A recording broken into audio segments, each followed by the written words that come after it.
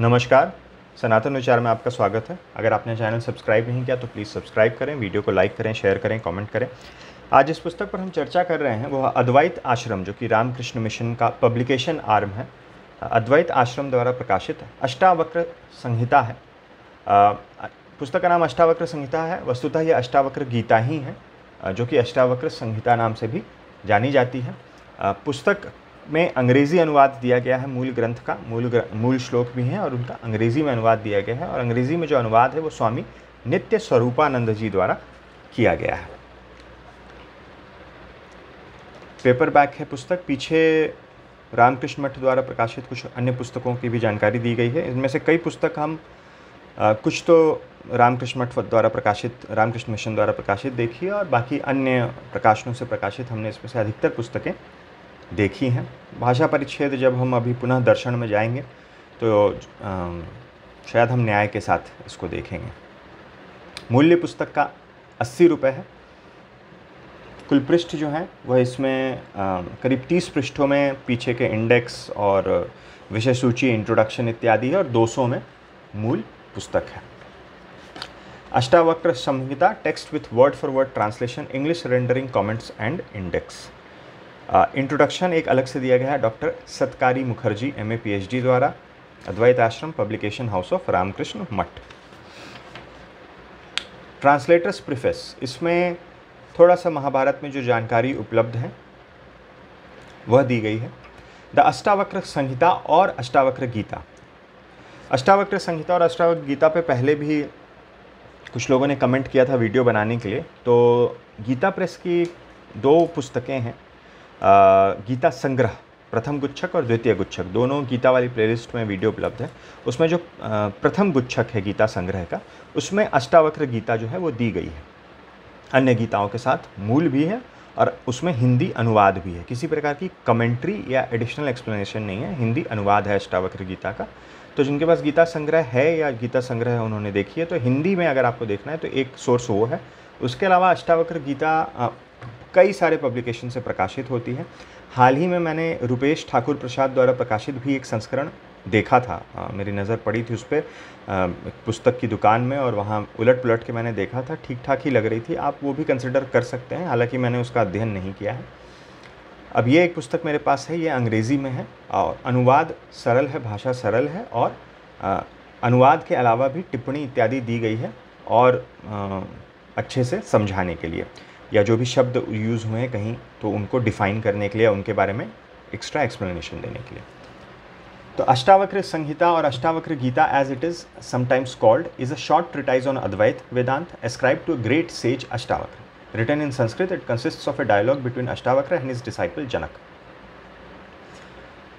There is a story in the Mahabharata which mentions Ashtavakra and Janak. It is found in chapters 132 to 34 of the Vanaparva. Ashtavak's parents were named Kahor and Sujata. One day when Ashtavakra was still in his mother's womb, Kahor was sitting beside his wife and reciting the Vedas. To their great surprise, the child in womb suddenly cried out, "Father, through your grace, I have already learnt all the Vedas, even lying in my mother's womb. But I am sorry to say that you often make mistakes in your recitation."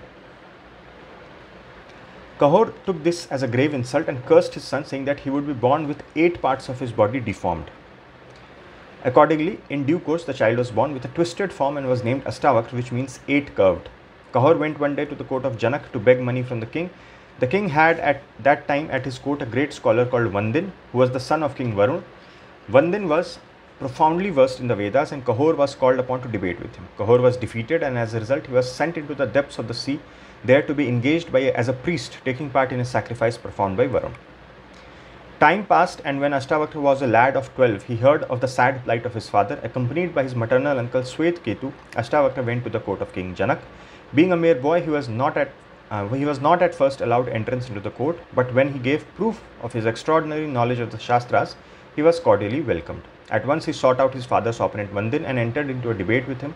A most remarkable controversy ensued, and the boy of 12 defeated the foremost scholar of the court of Janak. He then rescued his father from the grip of Varun. Kahor was very pleased at his son's achievement and wished to withdraw the curse he had put upon him before his birth. He therefore told Ashtavakra to go and bathe in the river Samanga. Ashtavakra did so, and lo, he came out of the water with all his limbs made straight, but his name continued to be the same forever. तो ये थी जो background इस पुस्तक में दिया गया है अष्टावक्र जनक संवाद के संदर्भ में। अब यहाँ आगे बता रहे हैं कि स्वामी विवेकानंद ने के लाइफ में इम्पॉर्टेंट पार्ट पे किया। श्री रामकृष्ण परमहंस जी से जुड़ने से पहले स्वामी विवेकानंद ब्रह्म समाज से जुड़े हुए थे और अद्वैत में उनकी आस्था नहीं थी। तो जब वो उनके यहाँ आते थे तो श्री रामकृष्ण परमहंस उनके पास अष्टावक्र गीता की कॉपी थी, वो उनको दे देते थे कि ये पढ़ के मुझे सुनाओ। तो उसके लिए भी वो स्वामी जी जो है मना कर देते थे 1-2 वर्ष पढ़ने के बाद, 1-2 श्लोक पढ़ने के बाद।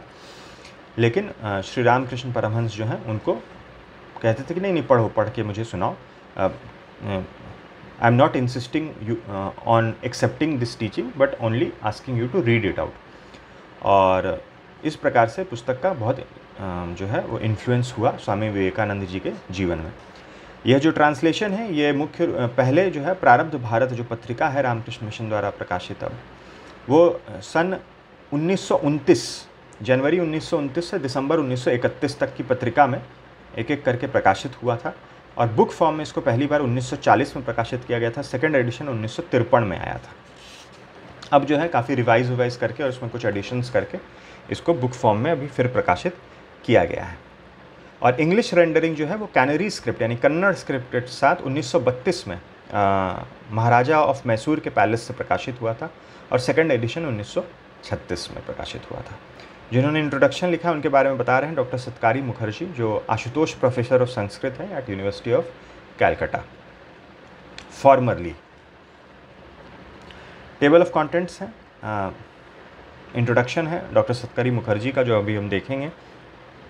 टोटल 20 अध्याय हैं जिसमें है instruction on self realization, joy of self realization, test of self realization, glorification of self realization, 4 ways to dissolution, higher knowledge, nature of self realization, bondage and liberation, detachment, quietude, wisdom, abiding in the self, happiness, tranquility, knowledge of the self, special instruction, the true knower, peace, repose in the self और liberation in life।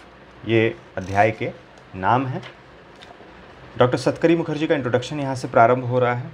बहुत ही स्पष्ट रूप से इन्होंने ग्रंथ के बारे में लिखा है और अध्यायों के भी विषय पे विवेचना की है। अष्टावक्र संहिता is an accredited classic of monistic Vedanta. It leaves no loophole for the misconception or misinterpretation of its fundamental standpoint or attitude. It is an ancient classic which proves that Gaudpada or Shankaracharya did not propound a newfangled philosophy under the influence of Buddhist idealistic thought, as facile scholarship seeks to establish nowadays on the basis of superficial and flimsy parallelisms. ये कहना चाह रहे हैं कि ये जो पुस्तक है ये प्रूव करती है कि गौड़पदाचार्य और श्री शंकराचार्य जी जो हैं इन्होंने कोई बौद्ध दर्शन से प्रभावित होकर कोई अद्वैत की कोई नई फिलॉसफी नहीं करी थी। ये फिलॉसफी पहले से स्टैब्लिश्ड थी। The Upanishadic texts and the Bhagavad Gita have been twisted and turned by commentators to suit their philosophical leanings and prepossessions, because the ipsima verba of these texts are not unamenable to the exercise of exegetic ingenuity। ये कहना चाह रहे हैं कि उपनिषद और भगवद गीता जो है, जैसे हम देखते हैं कि कई भाष्य उपलब्ध हैं और जो भी भाष्यकार हैं वो अपनी जो फिलोसफिकल लीनिंग है, जो उनका अपना दर्शन कह सकते हैं, जो उनका अपना ये है अपने संप्रदाय अनुसार उसकी व्याख्या करते हैं, वह अष्टावक्र संहिता जो है या अष्टावक्र गीता जो है उसमें ऐसा कुछ स्कोप नहीं है कि उसको अपने अनुसार जो है इस तरह से प्रस्तुत किया जा सके, अपने दर्शन के अनुसार उसको इंटरप्रेट किया जा सके, क्योंकि ये बहुत ही डायरेक्ट है और कोई इसमें मिस इंटरप्रिटेशन या फिर अलग तरह के इंटरप्रिटेशन का ज़्यादा स्कोप नहीं है। इसलिए इस पर कुछ अन्य खास भाष्य भी उपलब्ध नहीं होते हैं। Of course it has not been widely popular with the house holders because it refuses to cater to their instincts or to make allowances for the exigencies of social and political circumstances। फिर ये वेदांत philosophy के ऊपर कुछ चर्चा कर रहे हैं कि 3-fold क्राइटेरियन एक्सेप्ट करता है ऑफ ट्रूथ। एक है अथॉरिटी यानी कि श्रुति, लॉजिक यानी कि युक्ति, एंड सेल्फ रियलाइजेशन यानी कि आत्मानुभूति, और कैसे फिर उसी पे आधार बनाकर अष्टावक्र संहिता जो है वह अपना विषय का प्रतिपादन करती है। The fundamental proposition forms the starting point of inquiry in Ashtavakra Samhita and is not a conclusion aimed at it. The aim, यानी कि पुस्तक का जो उद्देश्य है, is the realization of truth, not a rational defense of it. To the question of Janaka as to how freedom can be achieved, the answer given by Ashtavakra is simple. Know the self as pure consciousness, the unaffected witness of the phenomenal world, and you will be free. यहाँ से कुछ अध्यायों का इन्होंने संक्षेप में बताया है. नेसेसिटी ऑफ डिटैचमेंट यानी कि वैराग्य, which was alluded to in the very commencement of the work यानी कि चैप्टर 1-2 में, is emphasise in the 3rd chapter. तो वैराग्य के ऊपर चर्चा है 3रे चैप्टर में. In the 4th chapter the self is spoken of as unrivalled lord of the universe who is absolutely free from fear, यानी कि कोई भय नहीं. Vedanta is the only philosophy that will satisfy the aspirations of mankind for all time. Chapter 5 speaks of the 4-fold way to self realization. Chapter 6 emphasizes the unreality of the outer world, both sentient and insentient. Chapter 7 is the reaffirmation of the truth through the self-realization of disciple. वहीं Chapter 8 में makes an advance upon the position attained, यानी कि Chapter 7 जो है उसकी बात को आगे बढ़ा रहा है. फिर 9 और 10 में intellectual and ethical worlds also are declared to be unreal accretions and the temptation of virtue is shown to be an obstacle to higher realization. फिर चैप्टर 11 में deals with the cultivation of moods which enable the aspirant to withstand the onslaughts of fortune, the good and the evil alike. फिर जो अगले 3 chapter हैं यानी कि 12, 13 और 14, उसमें affirm the futility of the intellectual, aesthetic and moral disciplines which become a hindrance to the aspirant for liberation as a advances in the course of his sadhana. और chapter 5 है जो है 15 is unsurpassable for the sublimity of its language and teaching alike. The disciple is exhorted to realize that it is verily through your ignorance that the universe exists. In reality, you alone are. There is no Jeev or Ishwar other than you. फिर आगे chapter 18 में बोल रहे हैं, is like the last chapter of Bhagavad Gita, a resume of the previous teachings. It is the final summing up of the findings. In it, the nature of the liberated soul who is still in life, यानी कि जीवन मुक्त, is described. ये कुछ सार इन्होंने दिया है, उस पर चर्चा की है. फिर आगे लिख रहे हैं, without entering into chronological controversy, यानी कि काल निर्णय जो ग्रंथों का होता है, which has been very seldom proved profitable in the field of Indology. तो कई लोग काल निर्णय करते हैं, बहुत विस्तार से भी करते हैं. It may be put forward as an indisputable proposition that the work is older than Gaudapada's Karikas which promulgate the doctrine called Ajatvad, the doctrine of no creation, which obliterates the line of cleavage between the Pratibhashika and Vyavaharika planes of reality. तो ये 1940 का ही लिखा हुआ introduction है doctor Satkari Mukherjee का. यहाँ से ग्रंथ जो है पुस्तक प्रारंभ हो रही है. चैप्टर 1 जो विषय सूची में चैप्टर का नाम दिया गया है वो लिखा गया है, मूल संस्कृत के श्लोक, उसके नीचे अन्वय दिया गया है, अंग्रेज़ी में ही अन्वय दिया गया है, हर शब्द का जो करस्पॉन्डिंग अंग्रेज़ी शब्द है वह दिया गया है. फिर बड़े फॉन्ट में अनुवाद दिया गया है और उसके नीचे 2 प्रकार की टिप्पणियाँ हैं. एक जैसा यहाँ है जिसमें कि जो अनुवाद है उसमें जो शब्द आ रहे हैं, how can knowledge B acquired, तो इसको पाद टिप्पणी के रूप में यहाँ देखिए 1, 2, 3 नंबर दिया हुआ है. तो नॉलेज, लिबरेशन, रिनंसिएशन. तो नॉलेज क्या है यहाँ पर वह समझाया गया है. लिबरेशन तो एक तरह से डेफिनेशंस दे दिए गए हैं. लिबरेशन क्या है और रिनंसिएशन क्या है. तो knowledge, realization of the identity of the individual self and the supreme self, और Brahma which is existence, knowledge and bliss absolute, सदचितानंद. तो इस प्रकार से डिफाइन किया गया है. और उसके अलावा इन डेफिनेशंस के अलावा जिस फॉन्ट साइज़ में डेफिनेशन दिया गया है करीब करीब उसी फॉन्ट साइज़ में कुछ ऐसे एडिशनल एक्सप्लेनेशन भी दिया गया है. इतना बड़ा ये सिर्फ पहले श्लोक में ही है एज एन इंट्रोडक्शन, बाकी हर जगह इस प्रकार का एक्सप्लेनेशन नहीं है, छोटा छोटा है. जैसे यहाँ आप देख सकते हैं अनुवाद दिया गया है, फिर ये पाद टिप्पणी रूप में डेफिनेशंस दे दिए गए हैं यहीं पे, और फिर नीचे अपने कुछ पॉइंट्स रखे हैं इस कॉन्सेप्ट को और अच्छे से समझाने के लिए. ऐसा हर जगह नहीं किया गया है. जैसे यहाँ केवल पाद टिप्पणी है, यहाँ भी केवल पाद टिप्पणी है. अनुवाद की भाषा जैसे मैंने पहले बताया सरल है, इतना कठिन नहीं है. अगर आपको बेसिक अंग्रेज़ी आती है और थोड़ा बहुत विषय का ज्ञान अगर रहता है, जैसे अद्वैत का अगर आपने अन्य कुछ ग्रंथ पढ़े हैं और जो टेक्निकल टर्म्स आते हैं उनसे आपका परिचय है, उनकी आपको समझ है, तो समझना थोड़ा आसान होगा. ऐसा नहीं कि वो समझ नहीं है तो कुछ भी नहीं समझ में आएगा, तो भी अवश्य पढ़ें. लेकिन अगर पहले से थोड़ा आइडिया रहता है तो समझने में थोड़ी आसानी तो होती ही है. चैप्टर 3 है, यहाँ पर कुछ विशेष टिप्पणी कर रहे हैं। यहाँ लिख रहे हैं the dialogue between Ashtavakra and Janaka in chapter 3 and 4 is most exciting and illuminating. It brings out very clearly the exact condition and status of one who firmly established in self knowledge. तो यहाँ पर बेसिकली अष्टावक्र जो है वो प्रश्न चिन्ह उठा रहे हैं राजा जनक पे, और चैप्टर 3 में ये सारे प्रश्न ही हैं जो वो उठा रहे हैं उनके ऊपर कि और चैप्टर 4 जो है उसमें जनक जो हैं वो रिस्पॉन्स दे रहे हैं. प्रश्न किस प्रकार के हों मैं एक दो आपको पढ़ के सुना दूँ. Alas, as greed arises from the illusion of silver caused by ignorance of the mother of pearl, even so arises attachment to the objects of illusory perception from ignorance of the self. Having known yourself to be that in which the universe appears like waves on the sea, why do you run about like a miserable being? तो इस प्रकार से प्रश्न उठाए हैं और chapter 4 में फिर राजा जनक ने उनका उत्तर दिया है.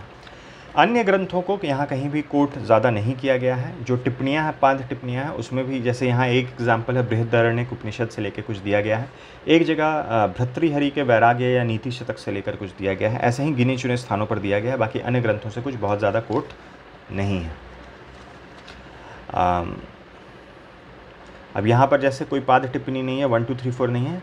एक the conduct of the wise one which is unrestricted by motive shines being free from pretense but not the affected calmness of the deluded person whose mind is attached. तो अब ये अनुवाद है, तो इस अनुवाद को यहाँ एक्सपैंड कर दिया गया है कि अगर किसी को कॉम्प्लिकेटेड लगे अनुवाद तो ये आइडिया पढ़ के इसको थोड़ा सा एक्सपैंड करके और भी सिंपल भाषा करके इसको समझा दिया गया है. तो ऐसा भी कुछ स्थानों पे किया गया है. पृष्ठ संख्या 196 पे पुस्तक जो है वो समाप्त हो जाती है. उसके बाद इंडेक्स दिया गया है, श्लोक अनुक्रमणिका दी गई है और फिर पुस्तक समाप्त हो जाती है. तो 80 रुपये मूल्य है.